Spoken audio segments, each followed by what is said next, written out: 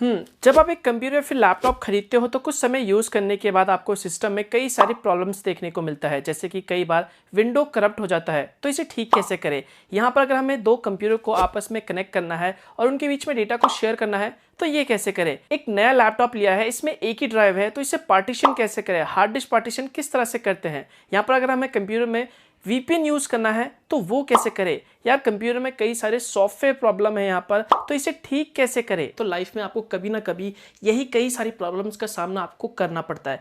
तो ऐसे में उन प्रॉब्लम्स को फिक्स कैसे कर सकते हैं, ठीक कैसे कर सकते हैं? वेल, ये चीज़ आपको ज़रूर पता होनी चाहिए। कई बार यहाँ पर आप एक कंप्यूटर से दूसरे कंप्यूटर में डेटा को ट्रांसफर करना चाहते हैं, या फिर एक कंप्यूटर में जो भी डेटा पड़ा है उसे आप एक्सेस करना चाहते हैं दूसरे कंप्यूटर से, तो ऐसे में वो आप कैसे कर सकते हो? वेल, ये आपको आना चाहिए और ये भी बहुत ही इंपॉर्टेंट टॉपिक है। सबसे पहले आपको अपने कंप्यूटर सिस्टम 1 के कंट्रोल पैनल पे जाना है। तो जैसे आप कंट्रोल पैनल को ओपन करते हैं तो यहाँ पर आपको एक नेटवर्क एंड शेयरिंग सेंटर का ऑप्शन मिलेगा, तो आपको सिंपली इस पर क्लिक करना है और इसे ओपन कर लेना है। उसके बाद अब आपको यहाँ पर चेंज एडवांस शेयरिंग सेटिंग्स का ऑप्शन मिलेगा, तो आपको सिंपली इस पर क्लिक करना है। तो इस पर क्लिक करने के बाद अब आपको यहाँ पर ऑल नेटवर्क्स का ऑप्शन दिखाई देगा, तो आपको सिंपली इसे एक्सपेंड करना है। एक्सपेंड करने के बाद अब आपको यहाँ पर इस फीचर को टर्न ऑन कर देना है और उसके बाद आपको नीचे आना है और यहाँ पर आपको turn off password protected sharing option को सिलेक्ट करना है। उसके बाद सिंपली आपको सेव चेंजेस पे क्लिक करना है। तो जैसे आप इस पे क्लिक करेंगे तो आपका जो ये सेटिंग है वो कंप्लीट हो जाएगा। उसके बाद आप यहाँ पे देख सकते हैं आपको यहाँ पर एक ईथरनेट का ऑप्शन दिखाई देगा, जिसका मतलब ये है कि आपका दोनों कंप्यूटर ईथरनेट केबल से कनेक्टेड हो चुका है। तो उसके बाद अब आपको इसमें कॉन्फ़िगरेशन करना होगा, तो आपको सिंपली उसके लिए इस पर डबल क्लिक करना होगा। तो जैसे आप डबल क्लिक करेंगे तो यहाँ पर आपको एक प्रॉपर्टीज का ऑप्शन दिखाई देगा, तो आपको सिंपली इस पर क्लिक करना है। तो जैसे आप इस पर क्लिक करते हैं तो उसके बाद अब आपको यहाँ पर एक ऑप्शन दिखाई देगा इंटरनेट प्रोटोकॉल वर्जन, तो आपको सिंपली इस पर टिक करना है। टिक करने के बाद आपको सिंपली इस पर डबल क्लिक करना है। तो जैसे आप डबल क्लिक करेंगे तो यहाँ पर इंटरनेट प्रोटोकॉल वर्जन का जो प्रॉपर्टीज है वो ओपन हो जाएगा। तो उसके बाद अब आपको यहाँ पर IP एड्रेस डालना है, तो उसके लिए सिंपली आपको use the following IP address option को सिलेक्ट करना है। इसके बाद अब आपको यहाँ पर IP एड्रेस डालना है, तो यहाँ पर आपको सिंपली लोकल IP एड्रेस डालना है 192, उसके बाद 168.1.1। तो यहाँ पर आपको ये IP एड्रेस डालना है और उसके बाद आपको नीचे सबनेट पे क्लिक करना है। तो जैसे आप सबनेट पे क्लिक करेंगे तो ये ऑटोमेटिकली जो सबनेट है वो ऐड हो जाएगा। तो इसके बाद यहाँ पर आपको डिफॉल्ट गेटवे डालना होगा, तो उसके लिए आपको सिंपली इस पे क्लिक करना है और यहाँ पर डिफॉल्ट गेटवे डालना है जो कि है 192.168 और उसके बाद यहाँ पर आपको डालना है 1 और उसके बाद यहाँ पर आपको डालना है 2। ध्यान रहे यहाँ पर आपको ऊपर IP एड्रेस में 11 डालना है और यहाँ पर नीचे आपको 12 डालना है। इसके बाद अब आपको यहाँ पर प्रेफर्ड DNS सर्वर में सारे कॉलम में 88 फिल करना है, यानी 88 भरना है। तो ये सब सेटिंग्स करने के बाद अब आपको सिंपली ओके पे क्लिक कर देना है।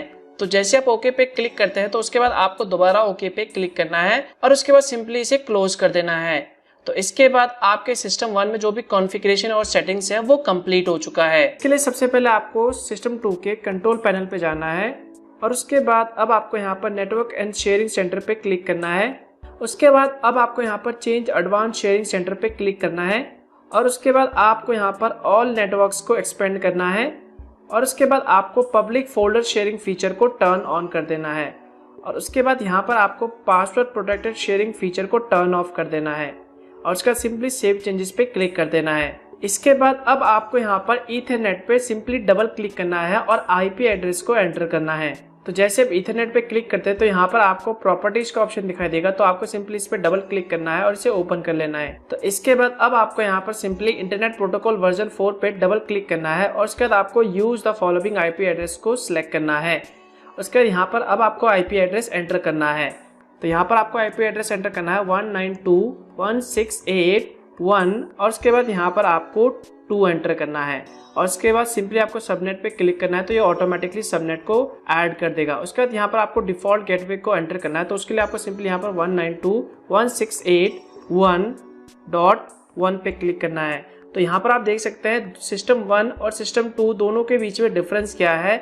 सिस्टम 1 में डिफॉल्ट गेटवे ऊपर था और IP एड्रेस नीचे की साइड था, यानी यहाँ पर ये जो एड्रेस दिया हुआ है ये एड्रेस सिस्टम 1 में डिफॉल्ट गेटवे में था, जबकि डिफॉल्ट गेटवे का IP एड्रेस सिस्टम 1 में IP एड्रेस बना हुआ था। दोनों के बीच में ये चेंजेस है। तो उसके बाद अब आपको यहाँ पर सिंपली प्रेफर्ड डीएनएस सर्वर पे 88 टाइप करना है और उसका सिंपली ओके पे क्लिक कर देना है। तो जैसे आप ओके पे क्लिक करेंगे तो उसके बाद आपका कंप्यूटर एक दूसरे से कनेक्टेड हो गया। तो इसके बाद अब आपको चेक करना है, तो आपको सिंपली माई कंप्यूटर पे जाना है। माई कंप्यूटर पे जाने के बाद आपको यहाँ पर नीचे की साइड एक ऑप्शन दिखाई देगा नेटवर्क का, तो आपको सिंपली इस पर क्लिक करना है। तो जैसे आप इस पर क्लिक करेंगे तो फिलहाल यहाँ पर एक ही कंप्यूटर दिखाई दे रहा है। तो इसके बाद अब आपको क्या करना है, सिंपली रिफ्रेश करना है। तो जैसे आप रिफ्रेश करेंगे तो यहाँ पर आपको 2 कंप्यूटर दिखाई देगा। आप यहाँ पे देख सकते हैं यहाँ पर 2 कंप्यूटर दिखाई दे रहा है। तो ये 2 कंप्यूटर एक दूसरे से कनेक्टेड हो चुके हैं। नेक्स्ट टॉपिक आता है हार्ड डिस्क पार्टीशन करना। कई लोग होते हैं जो कंप्यूटर तो यूज करते हैं और एक ही ड्राइव इसमें यूज हो रहा होता है, सी ड्राइव, उन्हें हार्ड डिस्क पार्टीशन करना नहीं आता। तो यहाँ पर मान लीजिए आपका एक 512 GB का एक हार्ड डिस्क पड़ा हुआ और आप उसे पार्टीशन करना चाहते हो, मतलब 100 GB का अलग ड्राइव बनाना चाहते हो, यहाँ पर 150 GB का अलग ड्राइव बनाना चाहते हो, बाकी जो बचा हुआ स्पेस है वो आप सी ड्राइव में देना चाहते हो। तो ये सब आप कैसे कर सकते हो, हार्ड डिस्क पार्टीशन कैसे कर सकते हो, ये आपको आना चाहिए। तो चलिए मैं आपको बताता हूं, लेकिन उससे पहले मैं आपको बता दूं, अभी तक आप ये वीडियो देख रहे हो और लाइक नहीं करा तो यार क्या कर रहे हो, लाइक करो यार, वीडियो को लाइक तो बनता है, इतना इंटरेस्टिंग और नॉलेजेबल वीडियो बना रहा हूं, लाइक तो बनता है। माई कंप्यूटर पे राइट क्लिक करना है, उसके बाद आपको मैनेज पे क्लिक करना है। मैनेज पे क्लिक करने के बाद एक पॉपअप विंडो ओपन होगी। यहाँ पर आपको एक ऑप्शन मिलेगा स्टोरेज के नीचे डिस्क मैनेजमेंट का, उस पर आपको क्लिक करना है। क्लिक करते ही यहाँ पर आपको अपने जो हार्ड डिस्क है उसका पार्टीशन आपको दिखाई देगा। ये मेरे में इतने सारे हार्ड डिस्क पार्टीशन इसलिए शो कर रहे हैं क्योंकि मैंने ऑलरेडी पार्टीशन कर रखा है। अब आपको उसके बाद यहाँ पर आपको सिलेक्ट करना है जिसका आप पार्टीशन करना चाहते हैं। जैसे मेरा एक ड्राइव है ई, उसको मैं पार्टीशन करना चाहता हूँ, तो उसको मैंने सिलेक्ट किया और राइट क्लिक करा। उसके बाद आपको यहाँ पर एक ऑप्शन दिखाई देगा श्रिंक वॉल्यूम, उस पर क्लिक करना है आपको। उसके बाद ये कुछ 2-3 मिनट का टाइम लेगा श्रिंक होने के लिए। श्रिंक होने के बाद एक पॉपअप विंडो ओपन होगी और यहाँ पर आपको बोलेगा enter the amount of space to shrink in MB, यानी 1000 MB 1 GB के बराबर होगा। उसके बाद आपको यहाँ पर अपने जो हार्ड डिस्क का पार्टीशन है उसका साइज डालना है। जैसे ये मैंने 10,000 डाल दिया तो ये 10,000 होगा 10 GB के बराबर। उसके बाद आपको श्रिंक पे क्लिक करना है। जैसे आप श्रिंक पे क्लिक करते हैं नीचे की साइड आपको एक ब्लैक कलर में अनअलोकेटेड स्पेस दिखाई देगा जिसका साइज होगा जितना आपने दिया है। जैसे आपने 10 GB दिया तो उससे कुछ कम होगा, ये देखिए ये रहा। उसके बाद आपको उस पर राइट क्लिक करना है और न्यू सिंपल वॉल्यूम पे क्लिक करना है। उसके बाद आपको यहाँ पर नेक्स्ट पे क्लिक करना है, फिर दोबारा नेक्स्ट पे क्लिक करना है आपको। उसके बाद आपको यहाँ पर अपने ड्राइव का लेटर चूज करना है जो आप चूज करना चाहते हैं। ये मैं Z क्लिक करता हूँ। उसके बाद आपको नेक्स्ट पे क्लिक करना है। नेक्स्ट पे क्लिक करने के बाद फिर आपको एक नेक्स्ट का ऑप्शन आएगा, तो आपको नेक्स्ट पे क्लिक करना है एंड देन फिनिश कर देना है आपको। तो जैसे आप फिनिश पे क्लिक करते हैं तो देखिए एक पॉपअप विंडो ओपन होगी जिसका नाम होगा न्यू वॉल्यूम और जो आपने लेटर दिया था Z, तो देखिए ये रहा। उसके बाद हम अपने माई कंप्यूटर पे जाते हैं और चेक करते हैं कि हमारा पार्टीशन हुआ या नहीं हुआ। तो हम माई कंप्यूटर पे गए और आप यहाँ पर देख सकते हैं एक 9.7 GB का जो पार्टीशन है वो पार्ट हो चुका है। तो इस तरह आप अपने कंप्यूटर या फिर लैपटॉप में पार्टीशन कर सकते हैं। विंडोज कैसे इंस्टॉल करें? आप कंप्यूटर यूज करते हो तो आई एम प्रीटी श्योर, या फिर आप अभी यूज कर रहे हो या फिर आपको यूज करे हुए 1-2 साल हो गए, तो आपने कभी ना कभी विंडोज प्रॉब्लम का सामना जरूर किया होगा। आपका विंडो करप्ट हो गया होगा या फिर आपका सिस्टम हैंग करता है, तो यहाँ पर आपको कई बार नया विंडो इंस्टॉल करना पड़ता है। तो ऐसे में विंडो कैसे इंस्टॉल किया जाता है ये आपको आना चाहिए। विंडोज इंस्टॉल करने के बेसिकली 2 तरीके हैं। यहाँ पर आप सीडी से भी विंडो इंस्टॉल कर सकते हैं अगर आपको पास विंडो की सीडी है, लेकिन अगर आपके पास विंडो की सीडी नहीं है तो यहाँ पर आप पेन ड्राइव से भी, जी हाँ, एक पेन ड्राइव को बूटेबल बना के भी यहाँ पर विंडो इंस्टॉल कर सकते हैं। अब यहाँ पर पेन ड्राइव को बूटेबल कैसे बनाया जाता है ये आपको आना चाहिए। तो चलिए मैं आपको बताता हूँ कि पेन ड्राइव को आप बूटेबल कैसे बना सकते हो और बूटेबल बनाने के बाद विंडो कैसे इंस्टॉल कर सकते हो। आपको बूटेबल पेन ड्राइव बनाना है तो उसके लिए आपको अपने कंप्यूटर फिर लैपटॉप सिस्टम में कमांड मोड को ओपन करना है। तो उसके लिए आप विंडो +R का बटन दबा के CMD टाइप कर सकते हैं और एंटर प्रेस कर सकते हैं, या फिर आप चाहे तो यहाँ पे सर्च कर सकते हैं विंडो का बटन दबा के CMD। तो यहाँ पर आपको कमांड का ऑप्शन मिल जाएगा। तो जैसे आप इसे क्लिक करेंगे तो यहाँ पर ये ओपन हो जाएगा। इसके बाद अब आपको क्या करना है, यहाँ पर आपको टाइप करना है डिस्क पार्ट, लेकिन उससे पहले आपके कंप्यूटर फिर लैपटॉप सिस्टम में पेन ड्राइव कनेक्ट होना चाहिए, जिसे भी आप बूटेबल पेन ड्राइव बनाना चाहते हैं। तो यहाँ पर आपको टाइप करना है डिस्क पार्ट और एंटर प्रेस करना है।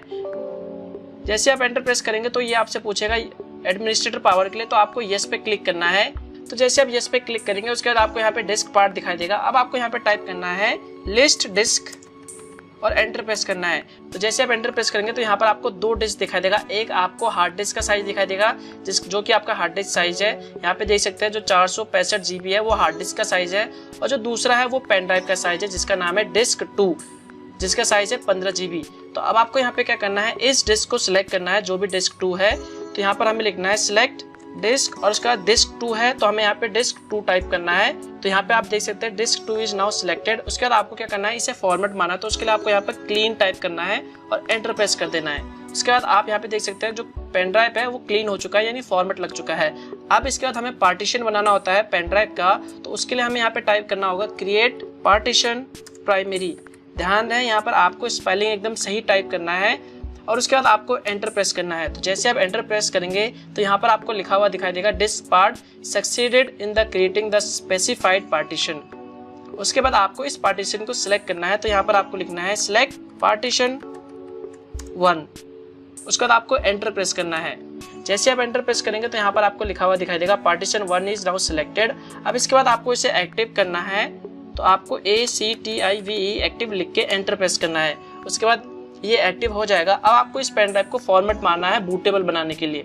तो यहाँ पर आपको लिखना होगा format FS equal to NTFS। यहाँ पर NTFS इसलिए टाइप करना है क्योंकि जो मोस्टली विंडो इंस्टॉल होते हैं वो NTFS के थ्रू ही होते हैं। तो यहाँ पर आपको NTFS टाइप करने के बाद यहाँ पर आपको क्विक लिखना है, जिससे कि जल्दी से ये पेन ड्राइव बूटेबल बन जाए। तो उसके बाद आपको जैसे ये टाइप करने के बाद एंटर प्रेस करना है। तो जैसे आप एंटर प्रेस करेंगे तो आप यहाँ पे देख सकते हैं जो पेन ड्राइव है वो बूटेबल हो रहा है। जैसे ये 100% कंप्लीट हो जाए तो आपका पेन ड्राइव बूटेबल हो जाएगा। तो ये कुछ टाइम ले सकता है, 1-2 मिनट या फिर 4-5 मिनट का। तो जैसे ये 100% कंप्लीट हो जाए उसके बाद आपको यहाँ पे दिखाई देगा disk part successfully formatted the volume. उसके बाद आप सबको इन सबको कैंसिल कर देना है या फिर मिनिमाइज कर सकते हैं। उसके बाद आपको इस पेन ड्राइव के अंदर विंडो को कॉपी कर देना है। तो यहाँ पर आप देख सकते हैं जो मेरा पेन ड्राइव था, ये रहा USB ड्राइव, इसको ओपन करना है। उसके बाद जो भी आपके पास विंडो का सेटअप है, जैसे देखिए यहाँ पर मेरे पास विंडो का एक सेटअप पड़ा हुआ है विंडो 8 का, इन सभी सोर्स फाइल को यानी सेटअप को कॉपी कर लेना है, और उसके बाद यहाँ पर पेन ड्राइव के अंदर आके इसे पेस्ट कर देना है। तो ये पेस्ट होने के लिए टाइम लेगा, डिपेंड करता है कि आपका पेन ड्राइव का जो स्पीड है वो कितना है। तो ज़्यादा से ज़्यादा ये 5 से 10 मिनट का समय ले सकता है पेन ड्राइव का जो पूरा सेटअप कॉपी होने में। तो जैसे ये सेटअप पूरा कंप्लीट हो जाए आपके पेन ड्राइव पे, उसके बाद अब आपको क्या करना है, आपको माई कंप्यूटर पे जाना है और अपने पेन ड्राइव को रिमूव करना है कंप्यूटर फिर लैपटॉप सिस्टम से। उसके बाद आपको दोबारा इसे लगाना है यहाँ पर। तो जैसे आप यहाँ पे लगाएंगे तो यहाँ पर आपको एक विंडो का साइन नजर आएगा, जिसके लिए सबसे पहले आपको अपने बाय सेटअप पे जाना है और यहाँ पर आपको बूट ऑप्शन को सिलेक्ट करना है। तो आप अपने कंप्यूटर या फिर लैपटॉप सिस्टम के बायस मोड में किस तरह जा सकते हैं, तो उसके लिए आपको अपना कंप्यूटर स्टार्ट करना है या फिर रीस्टार्ट करना है। तो जैसे रीस्टार्ट हो जाए तो आपको F2 प्रेस करते रहना है, यानी जैसे आपके कंप्यूटर फिर लैपटॉप सिस्टम पे कुछ स्क्रीन ऑन हो जाए तो आपको F2 प्रेस करते रहना है। तो जैसे आप F2 प्रेस करते रहेंगे तो आपके कंप्यूटर फिर लैपटॉप सिस्टम में एक ब्लू तरह का स्क्रीन दिखाई देगा, जिसे हम बायस सेटअप कहते हैं। तो बायस सेटअप पे आने के बाद अब आपको यहाँ पे सिलेक्ट करना है बूट को। तो यहाँ से आप क्या कर सकते हैं, अगर आप CD से विंडो डालना चाहते हैं तो आप CD ड्राइव को सिलेक्ट कीजिए, और अगर आप रिमूवल डिस्क यानी पेन ड्राइव से विंडो डालना चाहते हैं तो यहाँ पर आपको पेन ड्राइव को सिलेक्ट कर लेना है। इसके बाद आपको एग्जिट पे क्लिक करके आपको बायस सेटअप से एग्जिट हो जाना है। तो इसके बाद आपका कंप्यूटर रीस्टार्ट हो जाएगा। तो जैसे आपका कंप्यूटर रीस्टार्ट होगा तो यहाँ पर आपसे ये कहेगा प्रेस एनी की टू बूट फ्रॉम CD और DVD। तो आपको अपने कीबोर्ड पे कोई सा भी बटन दबाना है जो भी आपको दिख जाए। जैसे आप अपने कंप्यूटर फिर लैपटॉप के कीबोर्ड पे कोई सा भी बटन प्रेस करेंगे तो उसके बाद यहाँ पर विंडो का सेटअप ओपन हो जाएगा। तो जैसे आप अपने कंप्यूटर फिर लैपटॉप सिस्टम पे कोई भी बटन प्रेस करेंगे तो आपको विंडो का सेटअप दिखाई देगा। तो उसके बाद अब आपको यहाँ पर लैंग्वेज सेलेक्ट करना है। तो आपको यहाँ पर इंग्लिश यूनाइटेड लैंग्वेज सेलेक्ट करना है और उसके बाद यहाँ नीचे नेक्स्ट पे क्लिक करना है। तो जैसे आप नेक्स्ट पे क्लिक करेंगे उसके बाद आपको यहाँ पर विंडोज सेटअप दिखाई जाएगा। तो आपको इंस्टॉल नाउ पे क्लिक करना है। तो जैसे आप इंस्टॉल नाउ पे क्लिक करेंगे उसके बाद तो यहाँ पर आपको दो ऑप्शन दिखाई जाएंगे, एक दिखाया जाएगा अपग्रेड का और दूसरा दिखाया जाएगा कस्टम का। तो आपको दोनों में से कोई सा भी ऑप्शन सिलेक्ट कर लेना है। आप चाहे तो अपग्रेड भी सिलेक्ट कर सकते हैं या फिर कस्टम भी सिलेक्ट कर सकते हैं। तो यहाँ पर मैं अपग्रेड सिलेक्ट कर रहा हूँ। तो जैसे आप इस ऑप्शन को क्लिक करते हैं उसके बाद आपको यहाँ पर हार्ड डिस्क का पार्टीशन दिखाई देगा। अगर आपने नया हार्ड डिस्क लिया हुआ है तो यहाँ पर आपको सिर्फ एक ही पार्टीशन दिखाई देगा, इतने सारे पार्टीशन नहीं दिखाई देंगे। तो आपको बस उस पार्टीशन को सिलेक्ट करना है और नेक्स्ट पे क्लिक करना है। और अगर आपके कंप्यूटर फिर लैपटॉप सिस्टम के हार्ड डिस्क में ऑल पहले से पार्टीशन बना हुआ है तो आपको किसी भी एक पार्टीशन को सिलेक्ट कर लेना है। तो यहाँ पर मैं आपको रेकमेंड करूंगा कि आप ड्राइव पार्टीशन 1 को फॉर्मेट ना मारे या फिर इसमें किसी भी तरह का विंडो इंस्टॉल ना करें जिसमें लिखा होगा सिस्टम रिजर्व। तो आपको इसके बाद किसी में भी आप विंडो इंस्टॉल करना चाहते हैं तो आप विंडो इंस्टॉल कर लीजिए। फॉर एग्जांपल यहाँ पर मैं ड्राइव पार्टीशन 3 में विंडो इंस्टॉल करने जा रहा हूँ तो मैंने इसे सिलेक्ट कर लिया। उसके बाद हमें इस पार्टीशन को फॉर्मेट मारना है तो आपको फॉर्मेट पे क्लिक करना है और यहाँ से इसे फॉर्मेट मार लेना है। और उसके बाद अब आपको क्या करना है, नीचे नेक्स्ट पे क्लिक करना है। तो जैसे आप नेक्स्ट पे क्लिक करेंगे तो आपका विंडो इंस्टॉल होने लगेगा। तो ये कुछ टाइम लेगा 5 से 10 मिनट। तो इस विंडो इंस्टॉलेशन के दौरान आपका कंप्यूटर फिर लैपटॉप सिस्टम 2-3 बार रीस्टार्ट हो सकता है, तो आपको घबराने की जरूरत नहीं है। तो उसके बाद अब आपको क्या करना है, सेटिंग करना है अपने कंप्यूटर फिर लैपटॉप सिस्टम में जो भी आपने विंडो इंस्टॉल करा है। तो यहाँ पर आपको यूज एक्सप्रेस सेटिंग पे क्लिक करना है। तो जैसे आप एक्सप्रेस सेटिंग पे क्लिक करेंगे तो अब आपसे ये बोलेगा कि अपना माइक्रोसॉफ्ट अकाउंट ऐड कीजिए। तो अगर आपके पास माइक्रोसॉफ्ट अकाउंट है पहले से तो आप यहाँ पे उसका आईडी और पासवर्ड डाल सकते हैं और नेक्स्ट पे क्लिक कर सकते हैं। और अगर आपके पास नहीं है तो आप क्रिएट अ न्यू अकाउंट पे क्लिक कर सकते हैं।